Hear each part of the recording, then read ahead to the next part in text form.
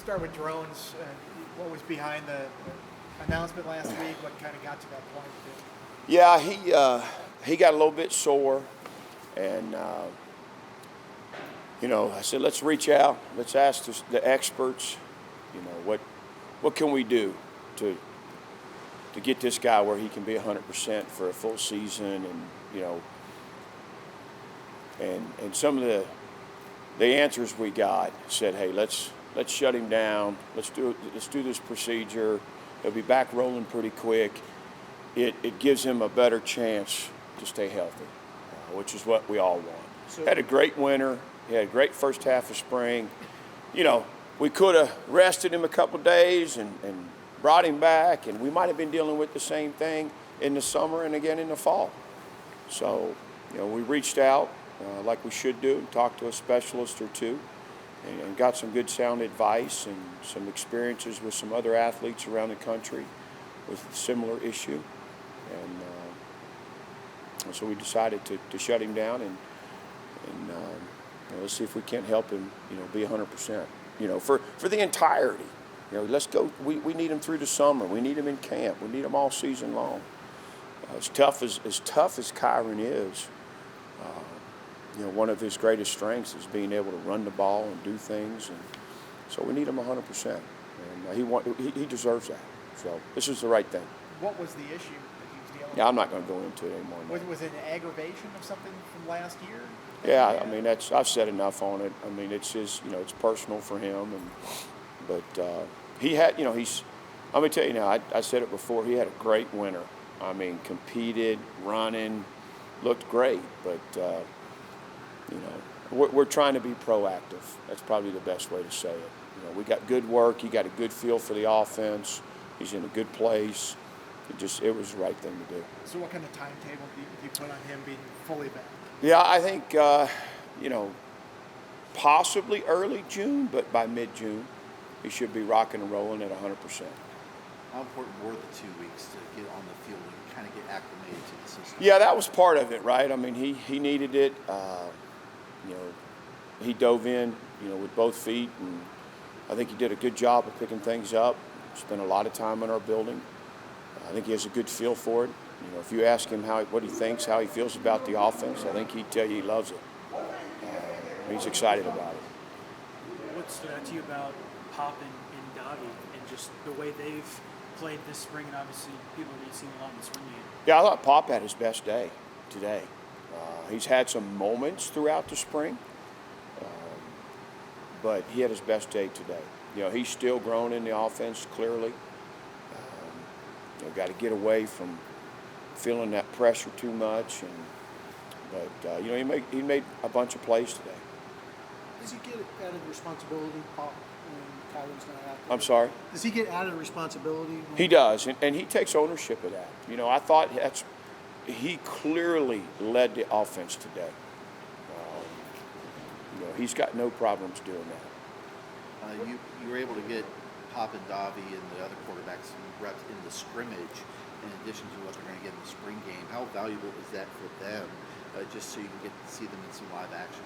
Yeah, it's to go into the stadium and live bullets. I mean, those guys are still in an orange jersey, but it was a good experience for them. Davi has run the ball well, needs to throw the ball better, make better decisions. The two young guys are still pretty green, but they both do certain things well. How would you assess how the scrimmage went on Saturday? Yeah, I thought it was a good day's work. We had 90 plays and came out of it pretty healthy and got good work. I mean, we've had too many pre-snap penalties right now, clearly. We would do something good on offense or defense and stub our toe because of the yellow flag. I mean, just stuff that's avoidable. So we got to be more disciplined from a penalty standpoint. With Pop, how valuable was that end-of-season experience where he gets to start a few games? Yeah. Take first-team reps that whole time? Yeah, super valuable. Great experience for him. To me right now, I mean, it's about, getting him to a level of play that is consistent, that you know what you're going to get week in and week out, snap after snap. he's a little bit up and down, and I think we saw that towards the end of the season. So we're striving for consistency and maturity at the position. Do you have an idea of how you want to format the spring game? Yeah, it'll be similar to last year. I want the first half to function as much like a game as we can. I think it's a really good experience for our guys. And then the second half, it's a little bit about getting what we need to get in and get done and getting out of there, injury-free. So we'll see. We had a minor injury today. We'll see if that particular individual can play in the game or not.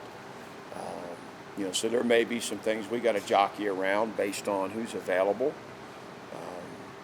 We've got a couple of guys that are hanging in the balance if they can play or not, and that's going to affect how many snaps we can get. We still got a pretty good practice Thursday. We're in pads, and it's a full work day, so we got to come out of that thing healthy, and then see what our roster looks like Friday morning.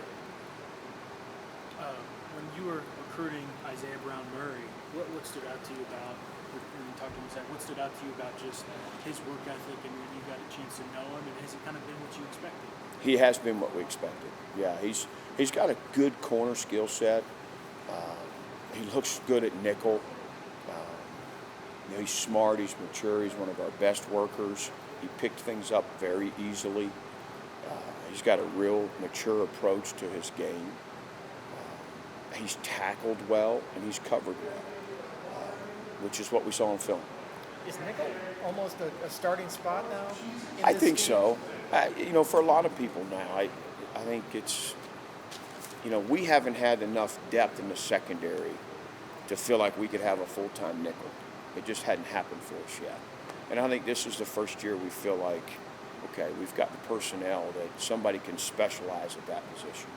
What is specific about IBM's skill set that fits that nickel spot, or what do you look for? Well, you have to be, when you think about a slot receiver, who can navigate over a slot, play some man on him, reroute. You got to be able to beat blocks and come support the run, and you got to be able to blitz. So that guy's, there's a lot that we ask of him. And, you have to, we hired Coach Whitehead, and he's an experienced secondary guy. He's spending a lot of time with those nickels right now. Individual meetings, individual drill time, to make sure that we're where we need to be at that spot. You talk about the secondary depth. A lot of those guys come from the transfer portal, but specifically at corner, the high school guys, Dante Lovett, Luke Williams, and Josh Clark. What have you seen from them in NFL practices? Yeah, they've done well. I think they're about where we'd expect them to be. I don't think these three freshmen, Knowledge Harold, JoJo Krim, and Jamari Deloach, have been impressive. The game's not too big for any of them. They play with confidence and swagger. And they've all three of them have made multiple plays in spring practice. I'm pleased with those guys. I think Thomas Williams, he's becoming more and more of a natural corner. If you remember, he had the injury year one and didn't really get to do much, and so he's just kind of growing into the position, I feel like. And there's a lot of responsibility, him and Dante, to be a starter, in this defense and to fill the shoes of Dorian and Mansour. It's big shoes to fill. And, so there's a lot of evaluation and coaching going on at that spot right now to make sure we'll be good enough. The spring game usually was televised live in years past. Now it's going to a more condensed 1 hour format, more features. Is that something as a coach you like, so just show some highlights but not like what you guys have in store for South Carolina? Again, I believe in the spring game for our players to gain the experience in the stadium in front of a crowd. We got 39 new guys, maybe 34, 35 out here this spring. So it's just for those guys to have that opportunity. We got new coaches, but then the other piece is for our fan base. So I think for those two reasons, it's not about TV to me. It's about the experience here in Blacksburg on our campus, and it's about our players and coaches getting a little more familiar and comfortable with being down in Lane Stadium.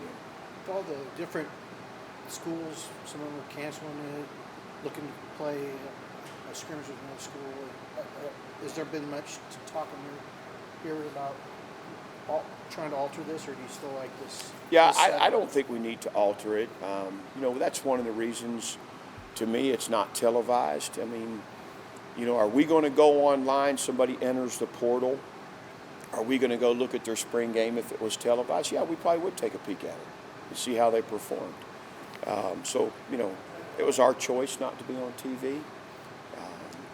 But you can't control who's sitting in the stands and getting an eyeball. But we'll keep it pretty vanilla like we always do. It's about seeing kids run around, play fast. It's the last evaluation piece for a significant group of guys. The guys that are pretty far down the road, they're not going to play a lot of snaps in this thing. From an injury prevention, and just the guys that need to work will get to work. So it's not about scheme, or it's about evaluating, getting them a little better, having another chance to be in the stadium, and the atmosphere for our fan base. To come into town, and there's softball, there's baseball, there's a remembrance run, there's the spring game. There's just so many good things going on. I love that. I mean, these weekends have been really special.